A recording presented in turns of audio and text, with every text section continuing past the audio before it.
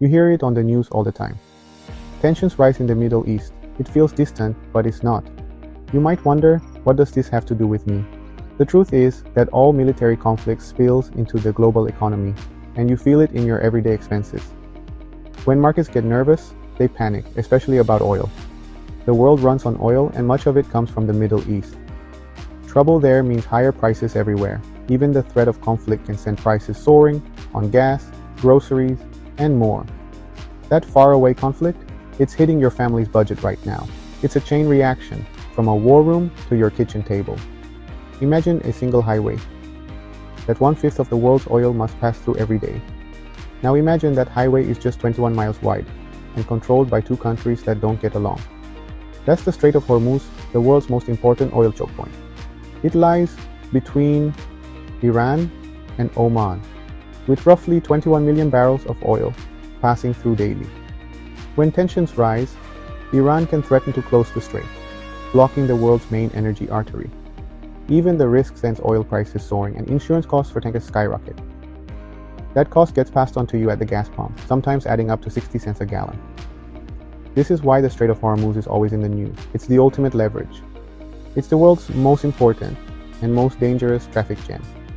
If this feels familiar, it's because we've seen it before. Conflict in the Middle East disrupts oil, prices spike, inflation soars, and families feel the pain. In 1979, the Iranian Revolution sent oil prices soaring and inflation skyrocketed. In 1990, Iraq invaded Kuwait. Oil prices doubled, and recession followed. Today, new conflict means oil prices jump again. As long as instability continues, expect more price swings and inflation threats. When oil prices go up, the first place you feel it is at the gas station. That weekly fill-up costs more, hitting family budgets hard.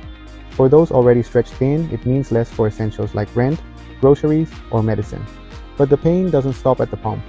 Higher oil prices are like a hidden tax on almost everything you buy. Transportation costs rise, so stores pass those costs on to you. That's how inflation spreads, making life more expensive for everyone. What starts as a global crisis quickly becomes a personal one at home. When the cost of everything starts rising, it's called inflation. And when inflation gets out of control, the government's main tool to fight it is to raise interest rates. The Federal Reserve, which is the central bank of the United States, raises rates to make borrowing money more expensive. The idea is to cool down the economy by discouraging people and businesses from spending too much. But for regular families, this creates a painful double whammy. On one hand, your daily costs are going up because of inflation. On the other hand, the cost of any debt you have is also going up because of higher interest rates. It's like getting punched from two directions at once. Let's break down how this works. Say you have a credit card balance. When the Federal Reserve raises interest rates, your credit card company will quickly follow suit and raise the annual percentage rate on your account. Suddenly, you're paying more in interest each month, even if you haven't charged anything new. That makes it much harder to pay off your balance. The same thing happens with other types of loans. If you're looking to buy a car or a house, the interest rates on auto loans and mortgages will be higher, making your monthly payments more expensive. This can put major life purchases out of reach for many families. This is especially tough for families who live paycheck to paycheck. Studies show that about 35% of households earning under $50,000 a year have very little savings to fall back on. When an unexpected expense comes up, a car repair, a medical bill, they often have to put it on a credit card. But now, with higher interest rates, that debt becomes a much heavier burden. It can trap them in a cycle of debt that's almost impossible to escape. They are paying more for gas and food, and at the same time, they are paying more interest on the debt they are forced to take on to cover those rising costs. It's a vicious cycle. This double squeeze puts incredible pressure on family finances. The money that used to go towards savings or a small treat is now eaten up by higher prices and higher interest payments. It erodes any sense of financial security. Oxford Economics has warned that a major conflict could push US inflation to 6% by the end of the year. To fight that, the Fed would almost certainly have to raise rates even further. This would make the squeeze on families even tighter, pushing more people into debt and making it harder for them to build a stable financial future for themselves and their children. The economic pain from a US-Iran conflict doesn't stop with high prices and high interest rates. It can also hit the job market hard. When businesses are forced to pay more for energy, shipping, and materials, their profits shrink.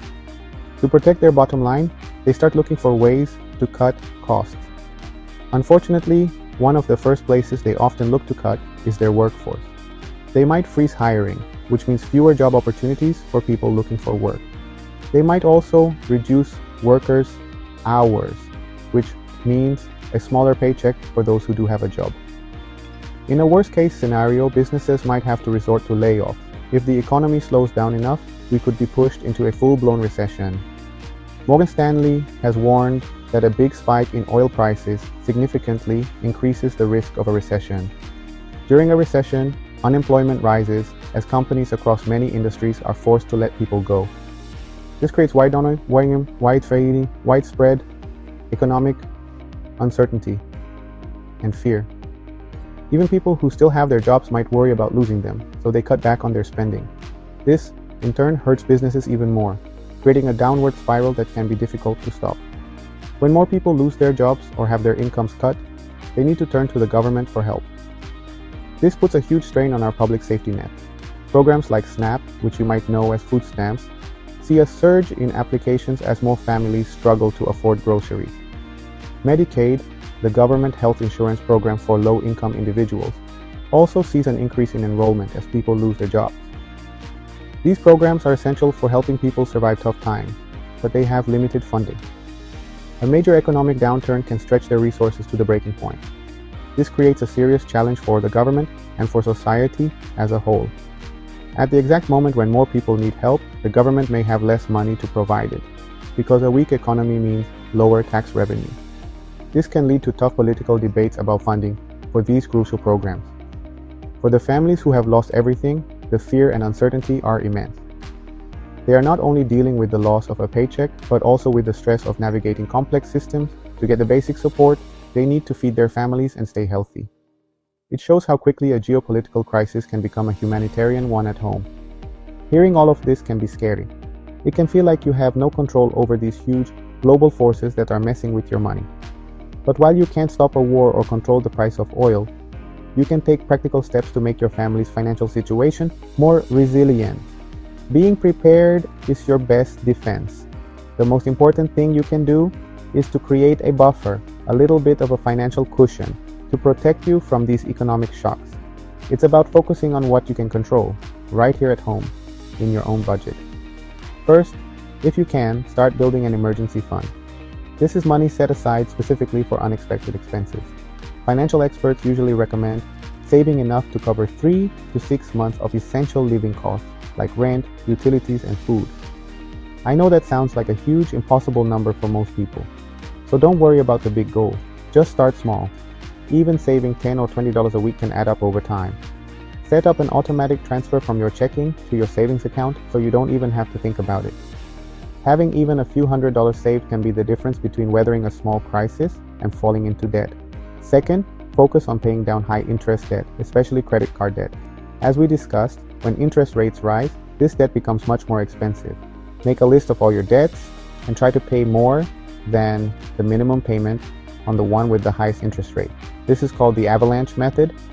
Once that one is paid off, take the money you were paying on it and apply it to the next highest interest debt.